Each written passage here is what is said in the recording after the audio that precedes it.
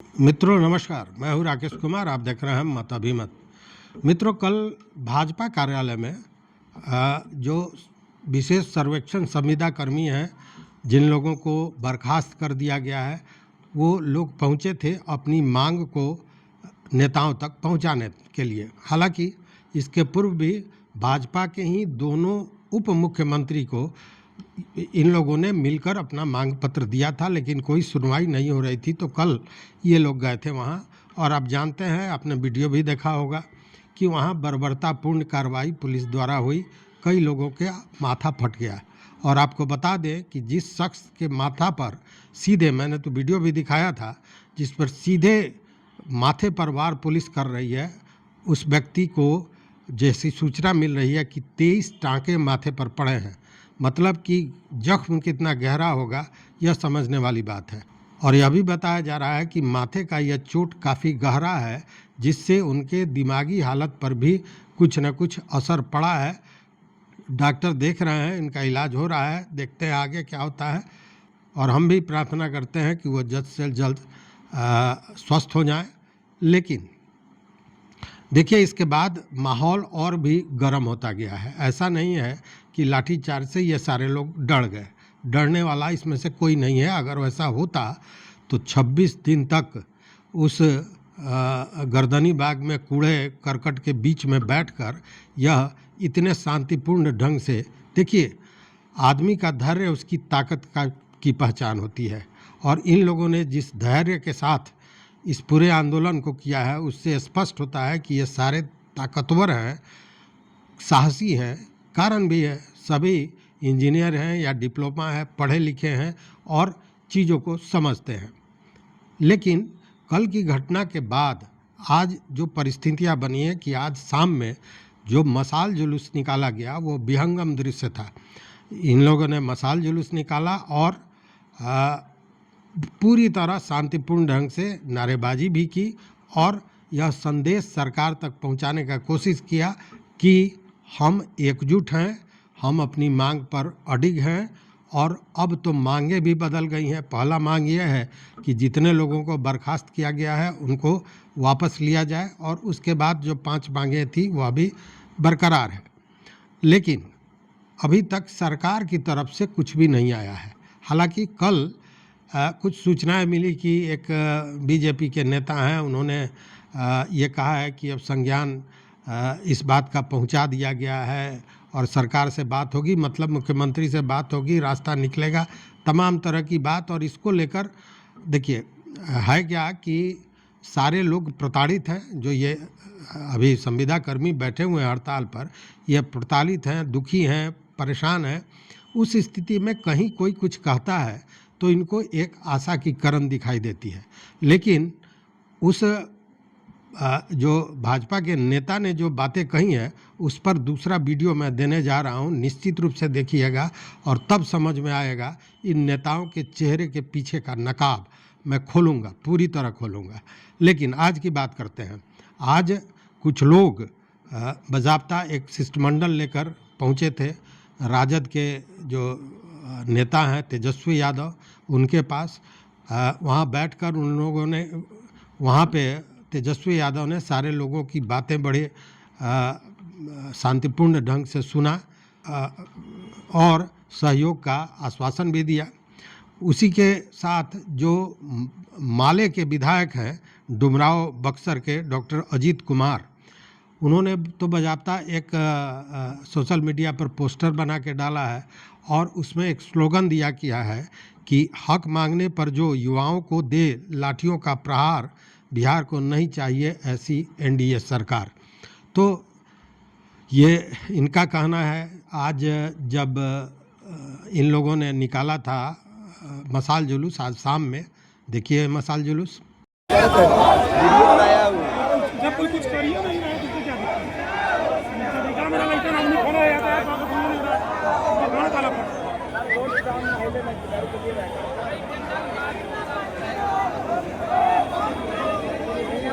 Public बन गया।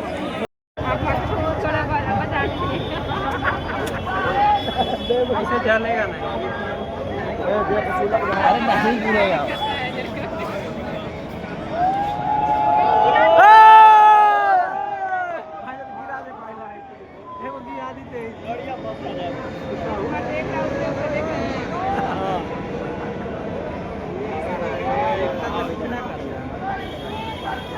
तो इस दौरान माले की नेत्री हैं शशि यादव, वह भी पहुंची थी और बाज़ाब्ता शशि यादव उस भीड़ में, चूँकि मंच तो वहाँ था नहीं, तो बाज़ाब्ता एक कार के छत पर खड़ी होकर लोगों को उन्होंने संबोधित किया और सरकार के इस कृत्य का बहुत निंदा की और उन्होंने कहा कि सरकार को इन लोगों की बात माननी चाहिए, साथ में सरकार पर दबाव बनाने का, सरकार से बात करने का भी आश्वासन उन्होंने दिया।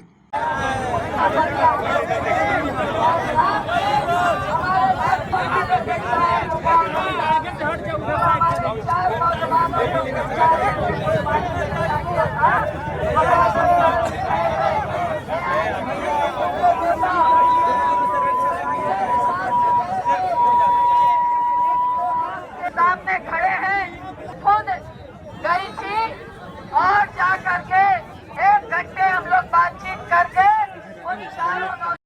लेकिन ये जितने भी विपक्ष के नेता हैं, या मैं सीधे बात खुल के करता हूँ कि जितने भी राजनीतिक दल के नेता हैं, वो क्या कहते हैं क्या करते हैं, इसमें बड़ा अंतर होता है। क्योंकि आज एक एमएलसी हैं जीवन कुमार, बीजेपी के एमएलसी हैं, वह भी पहुँचे थे मंच पर और उन्होंने भी अपनी बातें कही। उन्होंने कहा कि मुझे पूरी बात बताइए, पूरी जानकारी मुझे दीजिए साक्ष्य के साथ, और मैं चूँकि एनडीए के वो अंग हैं, तो उन्होंने कहा कि मैं इस पर सहानुभूतिपूर्वक विचार करूंगा, पदाधिकारियों से बात करूंगा। एक आश्वासन उन्होंने भी दिया। हमारे राज्य उपस्थित हमारे सभी भाई सभी बहनों को मेरा प्रणाम है। और ये समस्या हमारे बीच, जो समस्या आपकी है वो समस्या हमारे बीच आज संज्ञान में आई है। और मैं जो एप्लीकेशन आप लोग का पढ़ रहा था, जो सरकार को आपने दिया है, उससे जो मुझे समझ में आया, तो मैंने यहाँ पर जो भी हमारे टीम के साथी हैं, उसमें कई लोग हमारे जानने वाले भी हैं, जिनसे मेरा पहले से भी परिचय है। तो मैंने उनसे एक बात कहा कि हमको इस पर अलग से जरूर विस्तार से बताइए। सरकार के जो लोग हैं, सरकार में बैठे जो पदाधिकारी हैं, हम लोग की हमेशा, क्योंकि सरकार में है तो हमेशा वार्तालाप और बातचीत होती रहती है। और जो सर्वे कर्मी पूरे बिहार भर में हैं, जो हमको अभी जानकारी दी गई है, वो सर्वे कर्मी का जो मान है, उसमें जो वेटेज की बात की गई है, हम इस बात का हमेशा ही तैसी रहेंगे।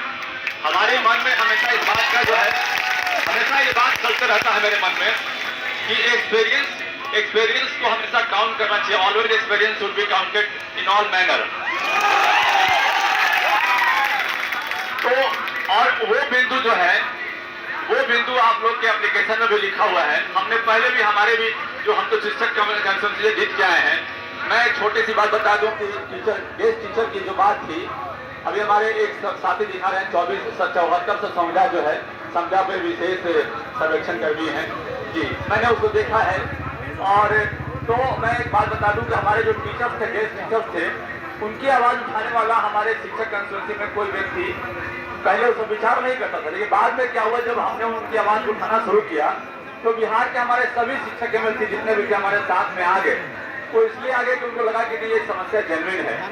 और उसमें जो है कुछ उसमें सफलता भी मिली, हमको आधी ही सफलता मिली।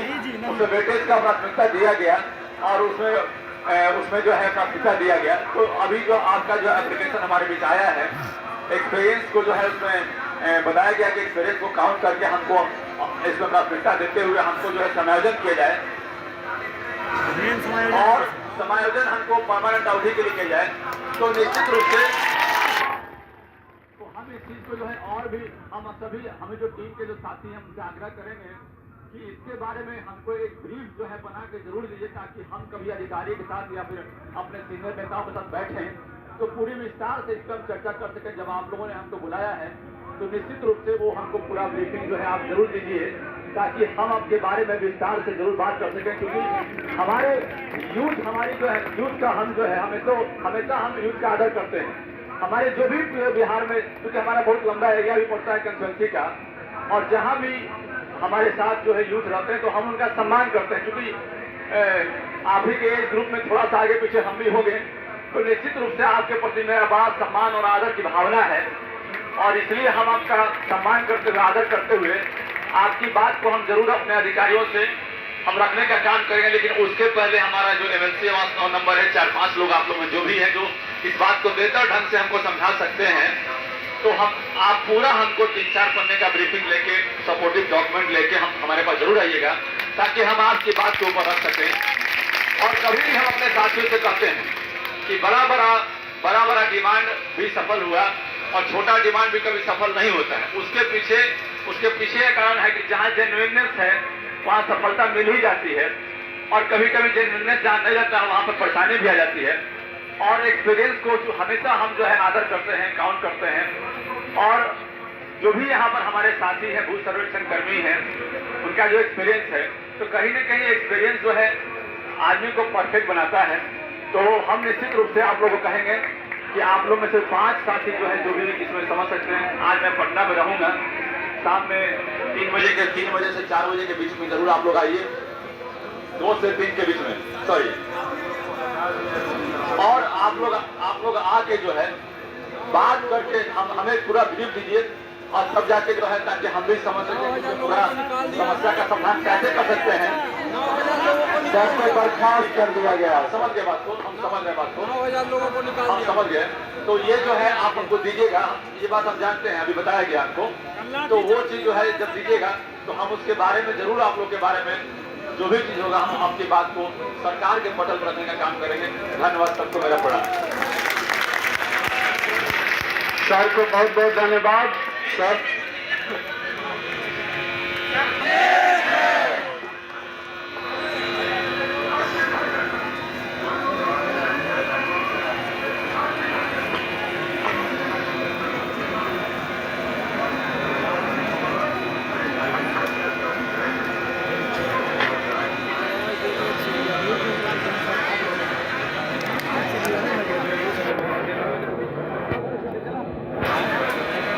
हालांकि आश्वासन की क्या कहें, आश्वासन तो ललन सिंह ने भी दिया था, आश्वासन अशोक चौधरी ने भी दिया था, आश्वासन सम्राट चौधरी ने उप मुख्यमंत्री ने दिया था, आश्वासन विजय सिन्हा ने जो उप मुख्यमंत्री हैं उन्होंने दिया था। तो आश्वासन तो मिलता है, नेता का काम है, लेकिन यह कितना फलीभूत होता है, कितना एग्जीक्यूट होता है, यह देखने वाली बात होगी। बावजूद इसके बीजेपी का कोई नेता पहली बार मंच पर आया था, ये बड़ी बात है, चूँकि एनडीए सरकार के खिलाफ और उनके दमनात्मक कार्रवाई के खिलाफ ही ये सारे लोग यहाँ बैठे हैं, और उसमें कोई बीजेपी का एमएलसी आकर खड़ा होकर कोई बात करता है तो यह भी अपने आप में निश्चित रूप से एक अलग संदेश देता है। दूसरी बात कि जो एक विमल राय हैं आरजेडी के प्रदेश महासचिव, उन्होंने भी एक बयान में एक जगह उन्होंने कहा है एक पत्रकार से कि पार्टी चट्टान की तरह खड़ी है, लेकिन फिर वहाँ भी राजनीतिक बातें ही हुई ज़्यादातर कि 17 महीने में जब तेजस्वी यादव उप मुख्यमंत्री थे तो उन्होंने इतने 1000 को नौकरी दी और तमाम बातें उन्होंने अपने पार्टी की बताई। तो खैर ये उनका काम है, कर रहे हैं, लेकिन सारे लोगों का समर्थन मिल रहा है। और सबसे बड़ी बात है कि उस लाठीचार्ज के बाद पहले कागज़ से डराने की कोशिश की गई, अब लाठी चटकाई जा रही है, लेकिन ये डरने वाले नहीं है। भीड़ और भी बढ़ती जा रही है और इनका साहस भी बढ़ता जा रहा है, धैर्य भी बढ़ता जा रहा है। देखने वाली बात है कि सारे लोग कह रहे हैं कि यह संज्ञान में सरकार के चली गई है बातें, तो देखते हैं कि सरकार इस पर क्या फैसला लेती है, कितना जल्दी लेती है। अगर सड़क से फैसला नहीं हुआ तो निश्चित रूप से न्यायालय का भी दरवाज़ा खटखटाया जाएगा। तो इस वीडियो में बस इतना ही। देखते रहिए मत अभिमत। मित्रों, चैनल पर नए हो सब्सक्राइब कीजिए, लाइक कीजिए, दोस्तों के साथ शेयर कीजिए और अपना विचार जरूर दीजिए। बहुत बहुत धन्यवाद, कोटिशः आभार।